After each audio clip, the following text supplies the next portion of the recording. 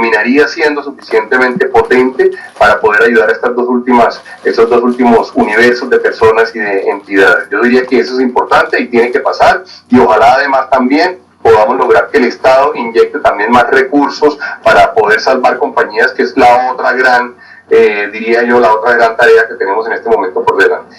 Tarea importante por delante. Mire, señor McMaster, a estas cifras, súmele que la cuarentena ha impedido que los desempleados puedan salir a buscar trabajo. ¿Cómo buscan trabajo si están encerrados? Ese punto es fundamental, y era un poco al que me refería ahora, Manu, en el sentido de que, si usted se da cuenta de las cifras que nos dio el DANE, hay un incremento, por ejemplo, en población inactiva de cerca de 4.300.000 personas cuando comparamos abril del año 2019 con el abril del año 2020. Ahí dentro de ese grupo de personas hay un grupo importantísimo de personas que no buscaron trabajo porque además había cuarentena, no había trabajo, pero además porque ni siquiera podían salir. Por eso yo decía que seguramente ahí tenemos un grupo importante que puede ser tranquilamente otro 10% que ha visto afectados sus ingresos. El efecto final no es solamente, digamos, el del desempleo, sino la gente que no tiene ingresos en este momento. Ahora, la pregunta que nos tenemos que hacer muy fuerte ahora es: ¿será que este es un daño permanente? ¿Será que este es un daño transitorio? ¿Será que cuando abramos la economía vamos a lograr reversar parte de esto, de este efecto? Y yo diría que vamos a tener de las dos cosas. Perdón, adelante. Claro, doctor Guzmán Master, precisamente esto no ha terminado y continúa la emergencia. ¿Cuál podría ser su proyección para este año, para hablar del 2020 al final? Este año, sin duda alguna, y esto hay que decirlo además con gran seriedad, pero también lamentándolo mucho, va a ser el peor año probablemente de nuestras vidas en términos económicos, de todos los, de la gente que está muy joven hoy en día y la gente que está muy mayor. Seguramente va a ser el peor año de nuestra vida, de manera que tenemos que en este momento verdaderamente entender que estas generaciones que estamos hoy al frente del país, de los trabajos, de la economía y demás, tenemos un reto gigantesco al cual no podemos, digamos, fallarle. Nosotros tenemos la responsabilidad de buscar que sea mínimo, en la medida de lo posible, el efecto para las próximas generaciones, para los próximos años. Porque es que además el desempleo produce incremento, por supuesto, en pobreza, produce incremento en las necesidades de los hogares colombianos, de manera que nos toca hacer muchas cosas. Por eso nosotros estamos diciendo, tenemos que salvar empresas. Salvar empresas en este momento significa salvar empleos. Salvar fuentes de trabajo significa salvar empleos, y al final eso significa ingresos para las familias. Por eso hemos hecho tantas realmente iniciativas. Hoy lanzamos otra que se llama la Liga de Rescate, donde estamos buscando que unas empresas rescaten otras en la medida de sus posibilidades. También hemos trabajado con el gobierno en tratar de plantear nuevas medidas que nos ayuden a evitar caídas y quiebras, como fueron mencionadas, por ejemplo, ahorita en el caso de Armenia, que oíamos al reportero de ustedes allá. Salvar empresas es la tarea entonces. Señor Bruce McMaster, muchísimas gracias por acompañarnos. Gracias a ustedes, Manu y Alfredo, gracias. Jorge Alfredo. Malu y el doctor McMaster, muchas gracias. Vamos ahora a mirar el tema del desempleo en Bogotá y en Medellín, las dos más grandes ciudades del país. ¿Cómo están las historias de la gente con el desempleo y qué dicen los gremios? Catalina Vargas nos tiene el reporte, tanto de las personas desempleadas como de los gremios. ¿Qué piden los gremios, Catalina? Pues porque la tasa de desempleo en Bogotá ya se ubica en 14.5% y los sectores más afectados son el comercio y los servicios. Los gremios proponen la reactivación de todos los empleos con responsabilidad y también la ampliación de los subsidios por parte del gobierno. Ellos son Jorge y Lina, una pareja de esposos que en este momento están en la incertidumbre porque quedaron desempleados tras la pandemia del COVID-19. Antes de la emergencia, Jorge trabajaba como conductor en una empresa de mudanzas. Me dijeron que hasta nueva orden podía entrar a trabajar, pero creo que no van a dar más trabajo porque eso estaba muy difícil. Lina se dedicaba al cuidado de niños en su casa. Sin embargo, con la cuarentena se empezó a dedicar al rebusque. Vendiendo tintos, pero pues me han puesto problema, me dice la policía que no debo ponerme a arriesgarme y que está totalmente prohibido, que no me busque una multa. Esta pareja tiene 2 hijos y paga arriendo como la mayoría de colombianos, pero la incertidumbre ya toca a su puerta. La verdad, no sé qué decirte. Buscar ayuda, no sé qué tipo de ayudas buscar para que nos apoyen, porque ya no sabemos qué hacer. Pues, como se dice, mirar a ver qué se hace, porque ahorita está muy difícil conseguir trabajo, no hay nada que hacer. Ellos hacen parte del 14.5% de desempleados que dejó el mes de abril en Bogotá. Para Penalco Bogotá, esta cifra es lamentable y la única manera de superarla es abriendo los sectores bajo medidas responsables. Recordemos que nosotros somos cerca del 80% del empleo formal de la capital. La forma de poder salir adelante es empezar a abrir los diferentes sectores de forma acelerada pero responsable. La Asociación Colombiana de Micros, Pequeños y Medianos Empresarios, ACOPI, también analizó la situación. Pedimos al gobierno nacional que se amplíe el subsidio a la prima para las micro, pequeñas y medianas empresas que representan los empleos entre 1 y 3 salarios mínimos que representan el 65% de la fuerza laboral del país. Según el DANE, las cifras de desempleo golpearon más que todo a personas entre los 25 y 54 años, en su mayoría mujeres.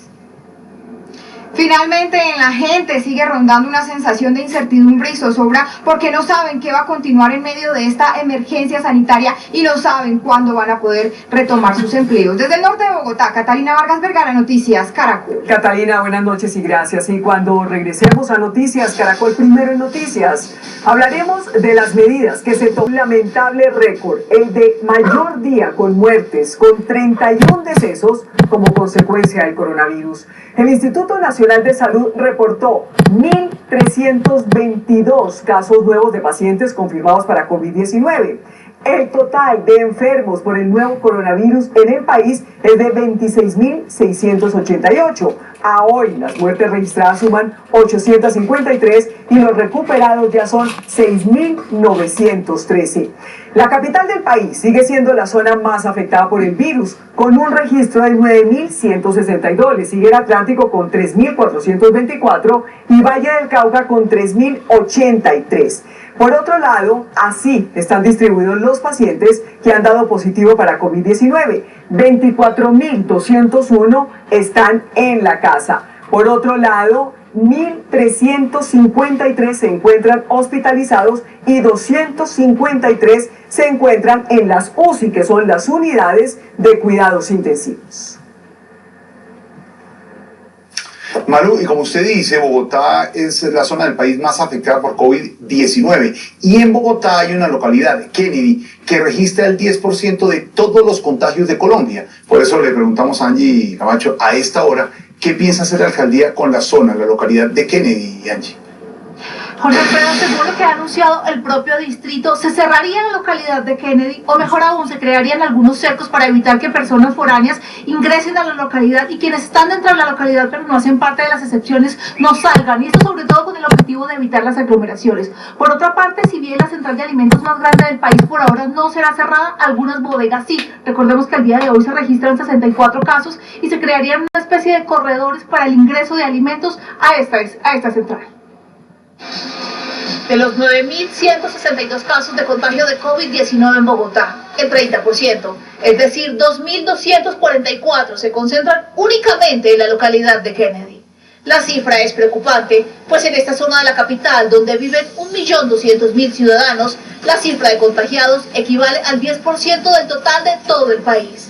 Es por esto que el distrito evalúa un plan de contingencia que consiste en cerrar la localidad con más contagios. Estamos preparándonos para una contingencia en la cual se tenga que cerrar Kennedy y tenemos que ver qué medidas se van a usar paralelas para que la comida que viene a las reuniones llegue a las afueras de Bogotá. Actualmente, Kennedy tiene 7 zonas y 14 barrios en alerta naranja. La velocidad de contagio 2 veces mayor al resto de la ciudad y la sospecha del elevado número de personas asintomáticas hace que todas las miradas se pongan en la segunda localidad más grande de Bogotá. Es una zona de alta posibilidad de formar conglomerados de personas, de grupos de personas. El virus del COVID se transmite muy fácil entre los grupos de personas, por eso está convirtiendo en foco de infección. La alcaldesa, quien ha dicho que mañana anunciará las medidas a implementar, prolongó hasta el próximo 15 de junio el aislamiento obligatorio y frenó la posibilidad de incorporar nuevos sectores a la economía bogotana. También criticó duramente al presidente Iván Duque. No hay cuarentena con 43 excepciones. No hay aislamiento con 43 excepciones. Lo que hay es la autorización de reactivación económica para privilegiar el empleo. Esa es la decisión del señor presidente, él asume la entera responsabilidad de esa decisión y nosotros optamos por las medidas de cuidado que nos corresponden en consecuencia. Diego Molano, director del Departamento Administrativo de la Presidencia, le respondió a la mandataria. Ante una tasa de desempleo del 23% que afecta a más de 5 millones de colombianos, la solución no es una cuarentena permanente, sino un aislamiento inteligente que permita un sano equilibrio entre proteger la salud y el trabajo. Otra de las medidas que serán anunciadas el día de mañana es que a partir de ahora la Secretaría de Salud asumirá la tutoría de todas las unidades de cuidado intensivo, tanto de la red pública como privada. Esto quiere decir que será el distrito quien determine un paciente con COVID hacia qué centro asistencial o unidad de cuidado intensivo será intervenido. Información desde el norte de Bogotá, Angie Camacho, Noticias Caracol. Pues Angie, a esta hora un sector de Cali se prepara para enfrentar el primer fin de semana con toque de queda y ley seca. Medidas excepcionales tomadas para enfrentar la expansión del COVID-19. Stephanie, ¿ya decidieron la hora y los barrios para el toque de queda? María Lucía, buenas noches. Pues son 5 zonas de Cali en las que se ha decretado el toque de queda y la ley seca. Esto será en los barrios El Vergel, Agua Blanca, Mojica, Mariano Ramos, entre otros que están ubicados hacia el oriente de la ciudad. El toque de queda inicia a regir a partir de las 10 de la noche hasta las 5 de la mañana cada día de este fin de semana. Son 5 zonas de la ciudad adicionales que la Secretaría de Salud nos ha dicho son prioridad. En esas zonas no hay alerta roja, lo que va a haber es un toque de queda y una ley seca. Pues la galería de Santa Elena, hay que decirlo, pasó de la alerta naranja a la alerta roja. Es el centro de abastecimiento del que provee pues de toda la ciudad de Cali. Mientras tanto, en Barranquilla, que es la ciudad con menor tasa de desempleo, pues se están tomando medidas para conservar los empleos en la capital del Atlántico. Argemiro Pion tiene más detalles. Stephanie, gracias. En contraste con Bogotá y Cali, Medellín se ha convertido en un ejemplo para el manejo de la emergencia. Aquí están algunos puntos para los buenos resultados. Cuando Colombia conocía la noticia del primer caso de coronavirus en el país, Medellín y Antioquia trabajaban a toda máquina para acercar el territorio y encontrar en la tecnología una posible respuesta a la pandemia, estrategia que hoy pone a Medellín como ejemplo. Antioquia aparece con 7 víctimas mortales por COVID, si se compara con regiones como la del Caribe, donde Bolívar tiene 123, Atlántico 79 y Magdalena 39, o con la capital del país, donde hubo 212 muertes, su tasa es la más baja del país. Los cercos epidemiológicos han sido un elemento y una estrategia muy importante en el control de la pandemia acá en Antioquia, por una razón. Lo que se hace es, cuando se tiene un positivo, inmediatamente se buscan cuáles fueron los contactos directos de la persona. Pero no solo es la morbilidad. Medellín solo tiene 8 pacientes hospitalizados, 5 de ellos en UCI, y el 47% de los infectados en el departamento ya se recuperaron. El bajo índice es atribuido al modelo de atención en casa.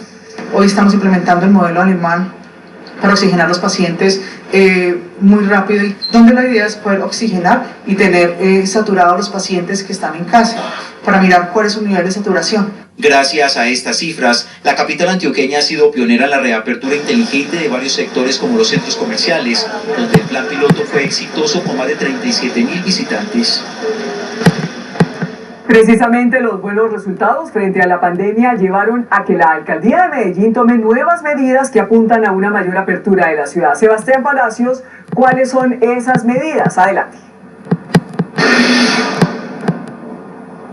Malú, mire, precisamente esas medidas empezarán a regir a partir del próximo lunes 1 de junio en Medellín y por lo menos en gran parte del área metropolitana. Iniciemos, por ejemplo, el desmonte gradual de la medida, en este caso de pico y cédula, es decir, pasa de 2 dígitos a 5. Rotaría por lo menos el lunes lo que tiene que ver con los números pares y el martes impares, así sucesivamente. Otra de las medidas, en este caso de los centros comerciales, desde el lunes abrirían nuevamente sus puertas en la ciudad de Medellín y a partir del 8 de junio, ojo a este dato, todo el comercio en la ciudad de Medellín reabriría nuevamente sus puertas en medio de un gran plan piloto. Todo esto lo ha explicado el alcalde de Medellín, Daniel Quintero.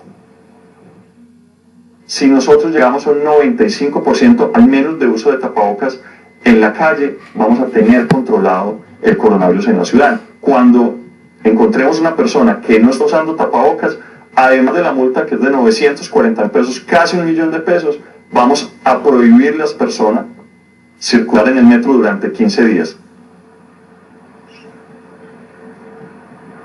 7:43 de la noche, los adultos mayores de 70 años, los niños en compañía de adultos y también las personas que salen a hacer deporte ya podrán escoger la hora para estas actividades. Y lo que tiene que ver con la comuna nororiental, el sector de Santa Cruz estará vigilado en una cuarentena estricta. Información desde Medellín, Sebastián Palacio, Noticias Caracol. Sebastián, buenas noches y muchas gracias. Y antes de ir a nuestra primera pausa, una invitación para solidarizarnos con un programa de UNICEF para proteger a las comunidades vulnerables y especialmente a todos los niños. Jorge Alfredo. Claro que sí, Malú. Nosotros ya la tenemos. Es la pulsera de UNICEF. Está diseñada por Mercedes Salazar y adquiriéndola, además está apoyada por Caracol Televisión. Estamos apoyando, como dice usted, a los más vulnerables, a los niños, a las niñas y a los jóvenes en el país en este momento de emergencia. Aquí estamos. Así, señor, ya la tenemos. Y hay que decir que usted también puede adquirirla en www.unionfestivaldigital.com y así apoyar esta causa en beneficio de los menores más vulnerables. Así es que, Jorge Alfredo, hacemos una nueva pausa en Noticias Caracol, pero al regreso. El Estado se ha rehusado a realizar, entre esas independizarse de China y exigirle respuestas por la pandemia. La muerte y destrucción causada es incalculable. Debemos tener respuestas. Pero en una medida más directa contra el gigante asiático, Trump rechazó la resolución china que permite la aplicación de leyes de seguridad nacional en Hong Kong y que, a juicio de Estados Unidos, acabó con la fórmula de un país, dos sistemas. Mi anuncio de hoy afectará la gama completa de acuerdos que tenemos con Hong Kong, desde nuestro tratado de extradición hasta nuestros controles de exportación de tecnologías de doble uso y más, con pocas excepciones. Trump también anunció la suspensión de la entrada de ciudadanos chinos a Estados Unidos que sean considerados como un riesgo para la seguridad nacional. Juan Camilo Merlano, Noticias Caracol. Como en la ciudad de Minneapolis.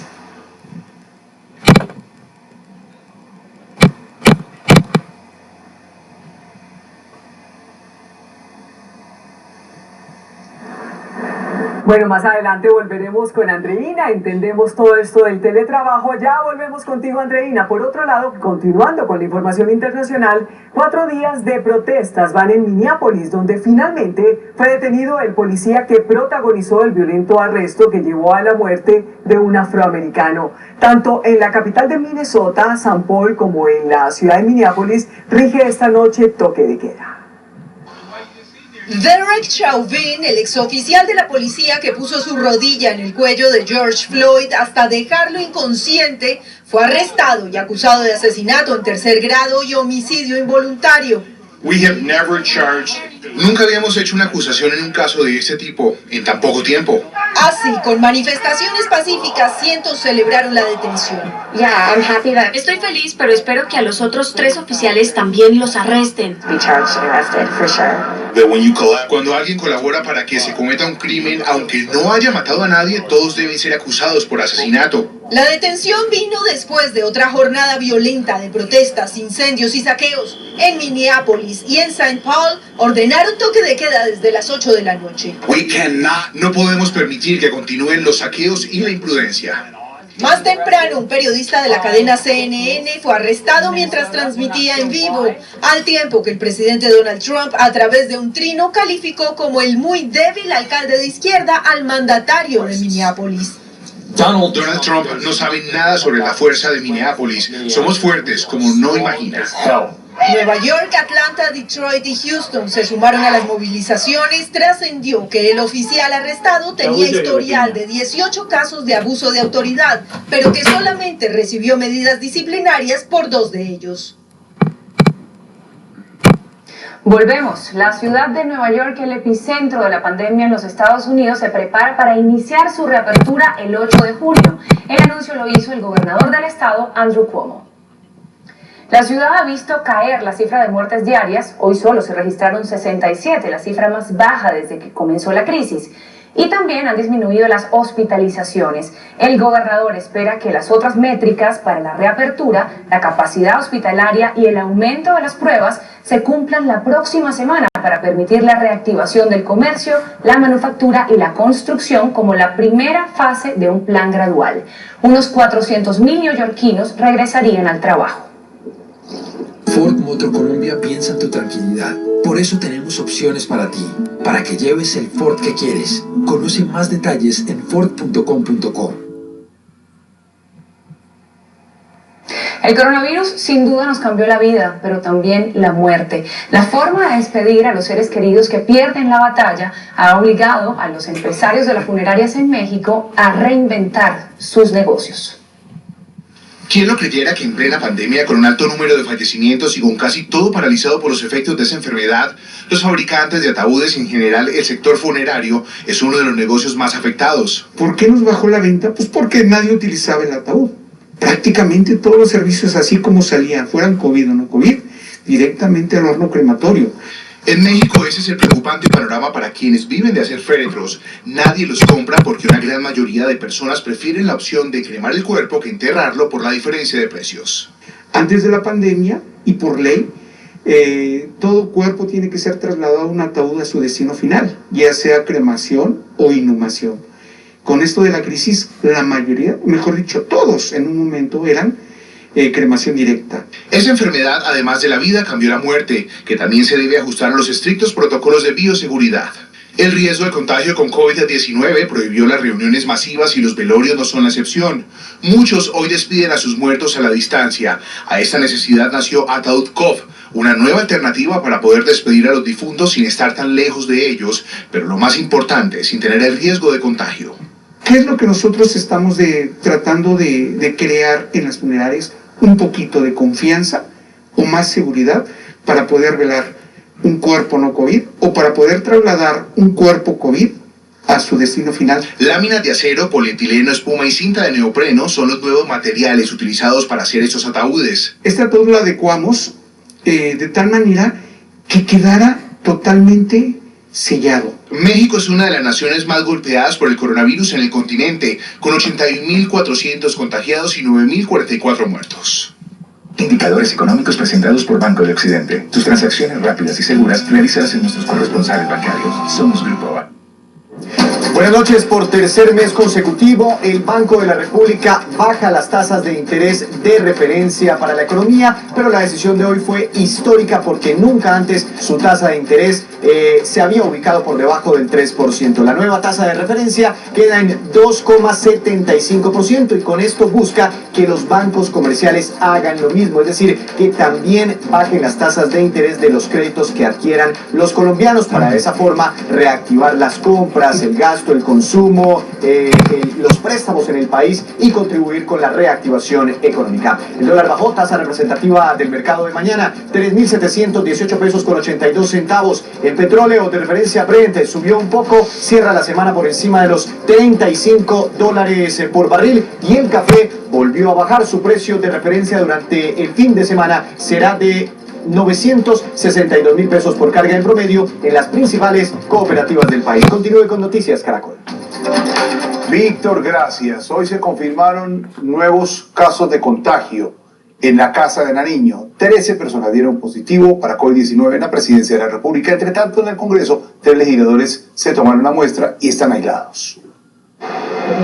La Casa de Nariño, lugar desde donde el presidente Iván Duque toma las decisiones para enfrentar la pandemia por el COVID-19 en el país, ya registra sus primeros casos positivos. Los contagiados son 13 personas. Se hace un cerco epidemiológico, dando como resultado que hay 5 funcionarios del DAPRE, 8 del esquema de protección, positivos con el caso de coronavirus.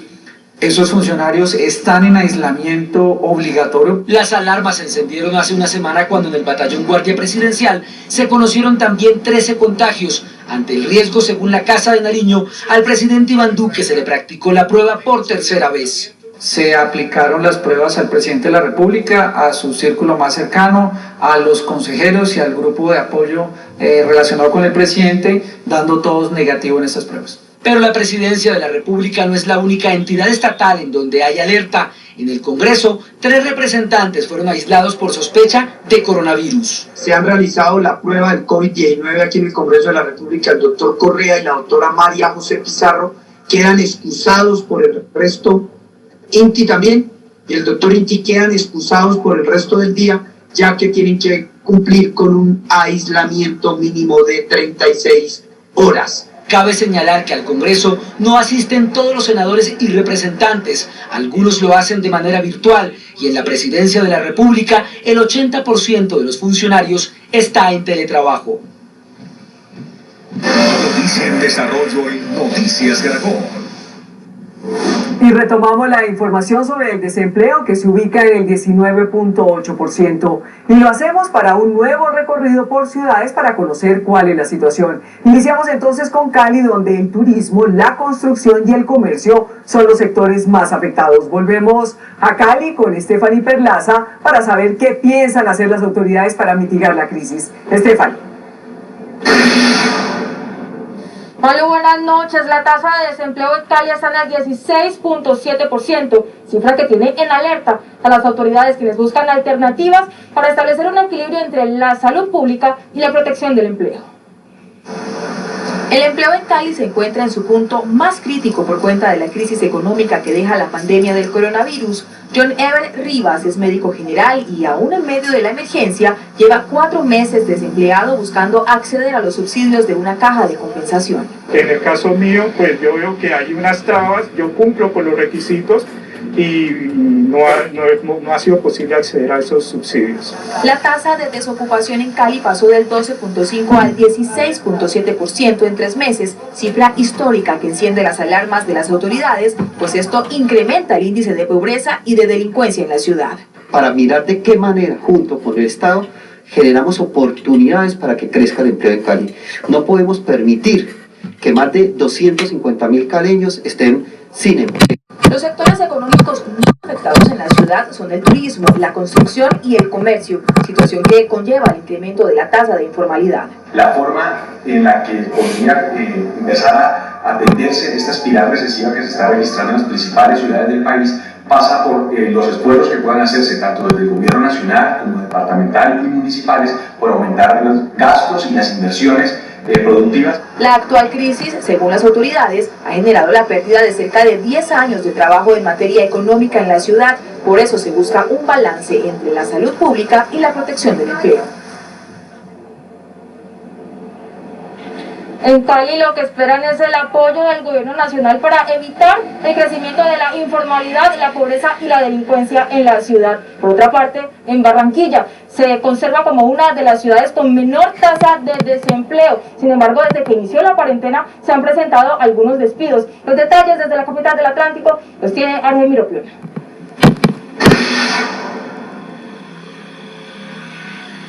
Stephanie, mire, dialogamos con varios empresarios de la ciudad y dicen que la situación ha sido muy difícil, sobre todo para las empresas que les tocó cerrar por la cuarentena. Manifiestan que han tenido que nivelar cargas para no afectar a los trabajadores. Según el más reciente informe del DANE, la tasa de desempleo en Barranquilla se ubica en 12.1%. Esta empresa de Barranquilla se dedica a la elaboración de elementos para transporte marítimo y fluvial y de construcción. Pese a que durante la cuarentena las ventas disminuyeron casi en un 50%, ningún trabajador ha sido despedido. Sería difícil venir a este momento de necesidad para ellos de mantener su salario, de ir a tomar una decisión de despedirlos.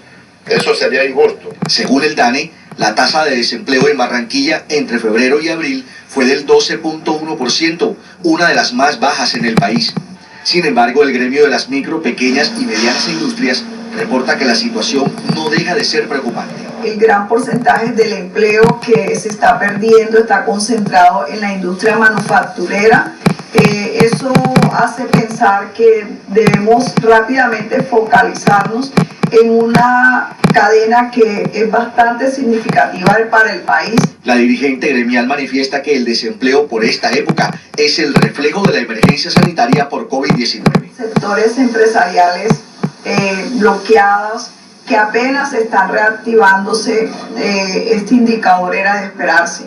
Las autoridades y gremios económicos en Barranquilla esperan mejorar los índices de desempleo en los próximos meses a medida que se vayan reactivando más sectores productivos.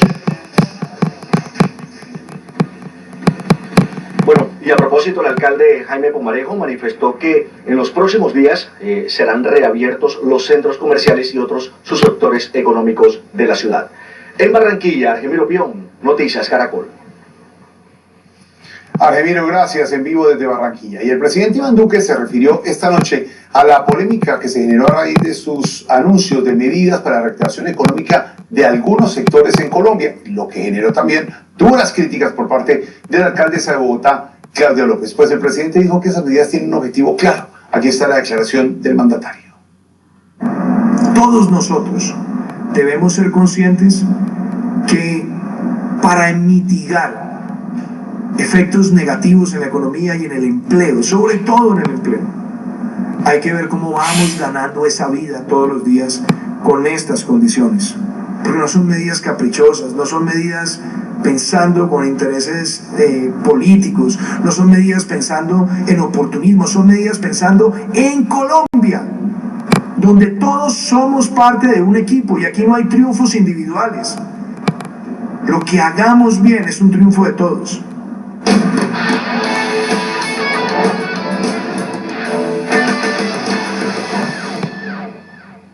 Bienvenidos, aquí están los deportes. ¿Qué selección ha jugado mejor? ¿La de Maturana de los años 90 o la de Peckerman del 2014 y 2018? Llegó la hora de despejar las dudas este domingo a las 10:15 de la mañana.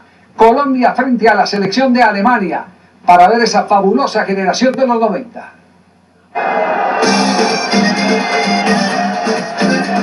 El Loco y el Mono, Higuita y Valderrama, hicieron parte de la impronta de la Selección Colombia en Italia 90. Los dos con miles de historias, pero con el recuerdo vivo de ese 19 de junio en Milán, enfrentando a Alemania. En el camerino íbamos a entrar al partido, como los alemanes son grandotes, usan los zapatos así de tacho, hacían así, con bulla para meternos presión. Me acuerdo que el Loco y Higuita dijo, déjalo que hagan como sea, que le vamos a pegar un baile. Esa es una deuda que yo tengo. Partido con muchas enseñanzas futbolísticas, pero también para esa generación brillante que dejó como legado la lucha y la persistencia a los jugadores nacionales. Colombia y Alemania hoy en día representa enseñanzas de vida y muchas enseñanzas de no bajar los brazos aún cuando está para terminarse el partido. Como en el fútbol, como en la vida, siempre estamos a un pasito del éxito y de la derrota. Acá, con Alemania fue felicidad y después, a los días, fue tristeza.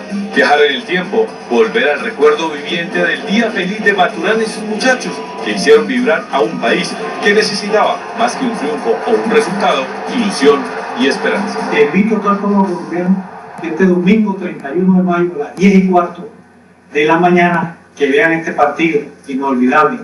Los esperamos por el Gol Caracol. Todo bien, todo bien. En Coomeva te decimos gracias por mantener viva la fuerza de la cooperación. Haz tus pagos en nuestros canales virtuales. Conócelos en coomeva.com.co. Coomeva nos facilita la vida. Y atención que hoy en la división mayor del fútbol profesional colombiano hubo oposición a la oposición. Los clubes grandes no se presentaron a la reunión donde iban a continuar debatiendo sobre el sistema de campeonato para cuando se reanude el fútbol en el mes de agosto. No se sabe cuándo habrá una nueva reunión. Más deportes. Julio Comesaña, de 72 años, presentó una acción de tutela pidiendo que se le garanticen sus derechos fundamentales al trabajo, ya que por el COVID-19 los mayores de 70 años tienen restricción de circulación. Sin embargo, Junior no lo respaldó y en un comunicado dijo que respeta la decisión pero no la comparte y que hay otro mecanismo para solucionar el problema. El tenista Roger Federer hace historia fuera de las canchas al convertirse en el deportista mejor pago del mundo, según la revista Forbes. El dueño de 20 títulos de Grand Slam suma en su cuenta bancaria 106 millones de euros, entre patrocinios y dinero por sus títulos. El suizo superó a Cristiano Ronaldo, que tiene 105 millones, y Lionel Messi, que por ahora tiene 104 millones de euros. Ante la falta de público en los estadios, Dinamarca propuso tribunas virtuales. El Ceres Park fue uno de los estadios donde el proyecto se puso en marcha. Allí se enfrentaron los equipos Aalborg y Randers de la primera división. El novedoso sistema fue calificado como un éxito. pues además los fanáticos desde la plataforma virtual pueden acceder a su localidad. Y la inspiración de hoy es el técnico colombiano Francisco Maturana, ganador de una Copa Libertadores y una Copa América. Hace 30 años, cuando el país estaba intimidado por la violencia del narcotráfico y nuestra imagen internacional por el piso, reunió a los jugadores de la Selección Colombia antes de enfrentar a Alemania y les dijo: nosotros no somos lo que dicen, representamos a la verdadera Colombia, la Colombia alegre y trabajadora. Hoy somos la imagen del país y vamos a demostrarlo saliendo a la cancha, divertirnos con responsabilidad. La historia nos puso esta tarea y no podemos ser inferiores. Es cierto, el empate frente a la selección de Alemania nos cambió la cara ante el mundo y no fuimos inferiores, como tampoco podemos serlo ahora. Por el momento es todo en deportes. Agenda Verde, Caracol y RL, en sintonía con el ambiente.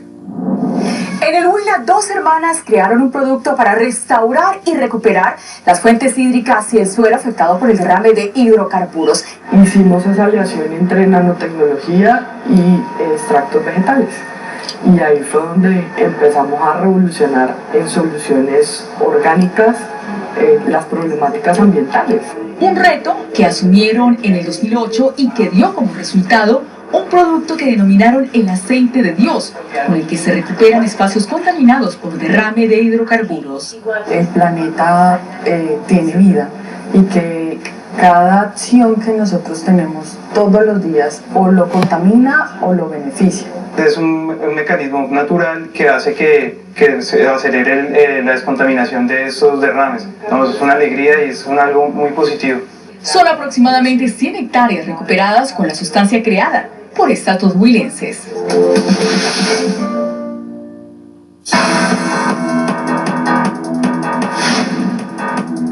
¿Qué tal? Buenas noches. Es momento de las noticias en un 2x3 por los llamados perfilamientos ilegales. La JEP estudia medidas de protección a abogados que representan víctimas de los llamados falsos positivos.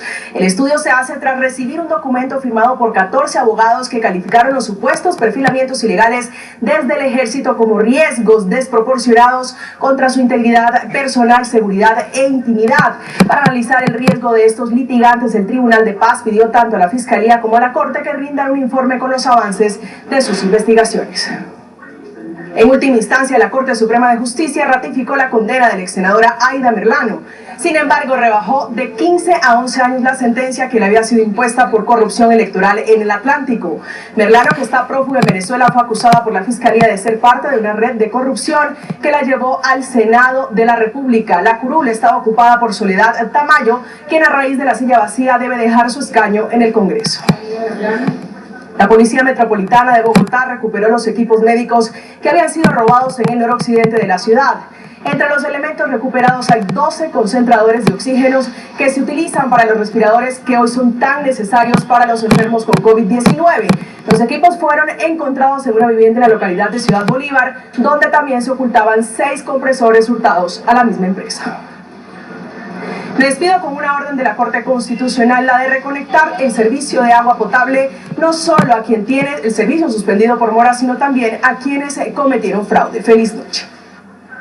Feliz noche. Y los arroyos vuelven a causar emergencia en Barranquilla. En medio de un torrencial aguacero, 2 vehículos fueron rescatados y decenas de viviendas resultaron inundadas.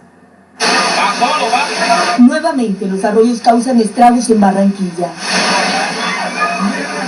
Estas personas no dudaron en ayudar al ver cómo la corriente arrastraba un vehículo rojo que sacó de su estacionamiento. Los 2 rescatistas se vieron en riesgo por la fuerza del caudal. Al final, pudieron amarrarlo a un poste. Muy cerca, otro vehículo también quedó a merced del agua. Voluntarios auxiliaron a la conductora y evitaron que la camioneta se la llevara a la corriente. Mientras esto ocurría en el centro de la ciudad, en el barrio Rebolo, decenas de viviendas se inundaban. Las casas se inundaron desde la calle 21 hasta la calle 6, calle 8. Todo este sector está completamente inundado en este momento. Las familias dicen que por segunda vez en menos de 8 días se ven afectadas por el desbordamiento del arroyo Hospital. Las autoridades no reportaron personas desaparecidas. En Noticias Caracol se permite rectificar la nota emitida el día 7 de mayo de 2020 relacionada con la denuncia que ARL Colmena entregó a EPS solo 19 tapabocas que no cumplen requisitos para 500 empleados en la ciudad de Pasto. Al respecto, aclaramos que la empresa Nipro Medical Corporation Colombia no tiene relación alguna con la fabricación o entrega de estos tapabocas, como tampoco tiene vinculación alguna con los hechos allí relatados.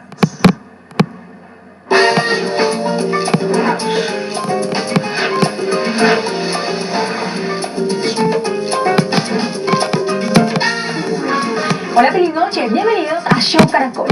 Comenzamos con Fonseca y Cepeda, los compadres, quienes lanzan un nuevo álbum en el que hacen un recorrido por diferentes géneros musicales. Pilar Schmidt les siguió las coordenadas. Caminar contigo de aquí hasta tu casa, y cuando en tu puerta estemos veremos qué pasa. Un álbum donde tiene un merengue vallenato, una ranchera, una llanera, una canción pop, un bambuco. Sí, es un recorrido musical por diferentes géneros, hasta escuché a mi amigo el Cholo Valderrama. Pasaje que espanta con tu lenguaje realengo. No me busquen corazón es una de las canciones de este álbum de compadres, bueno, que vale la pena resaltar que son canciones escritas y producidas por los dos. Y esta canción es un pasaje llanero. Quiero acompañarte hasta tu casa, qué canción tan hermosa.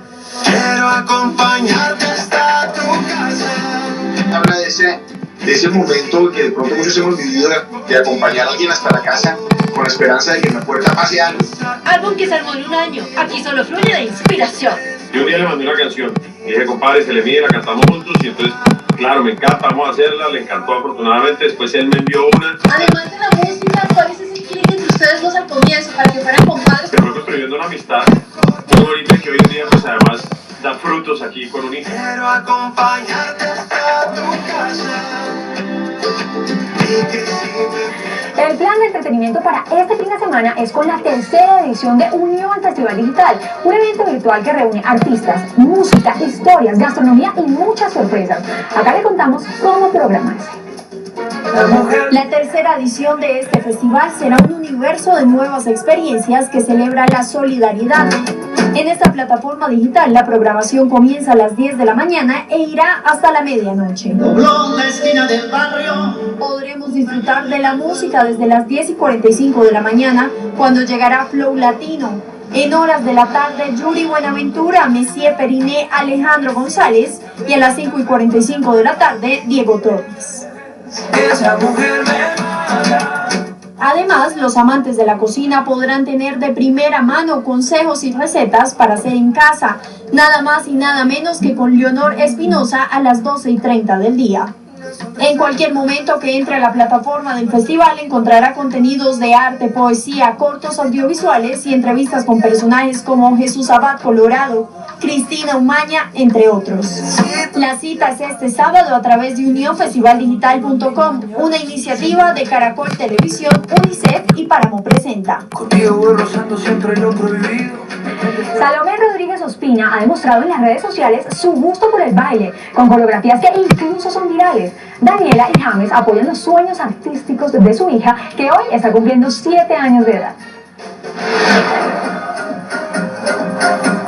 ¿Desde cuándo ese gusto de Salo por el baile? Aquí la vemos bailando muy similar a Shakira y se volvió tendencia. Desde que vio que Shakira estuvo en el Super Bowl y lo que pudo hacer con J-Lo, digamos que le dio como mucha seguridad para seguir haciendo y empezando a hacer todos sus videos.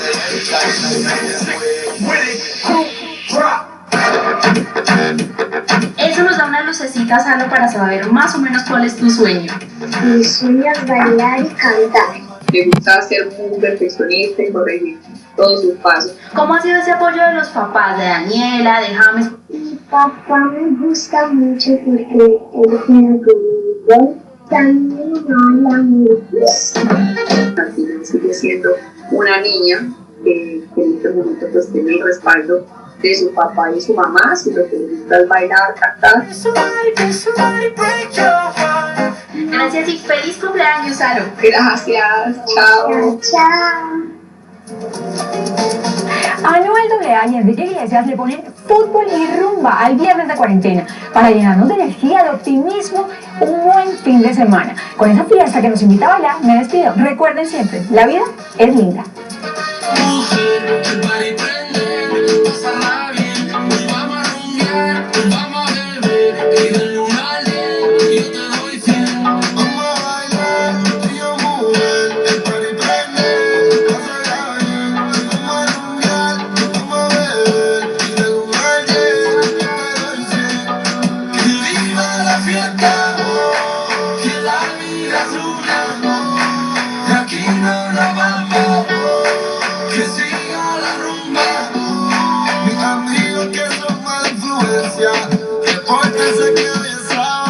Cerveza fría, más alegría. Me voy a tirar y un escándalo.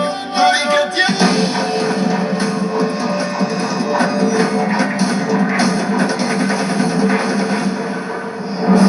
Buenas noches, estos son los códigos de hoy.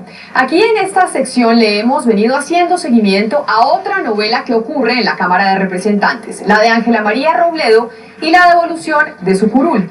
Resulta que el presidente de la Cámara, Carlos Cuenca, como habíamos informado aquí, dijo que no la podía reincorporar porque el Consejo de Estado no lo había notificado del fallo que le devolvía la curul a la doctora Robledo.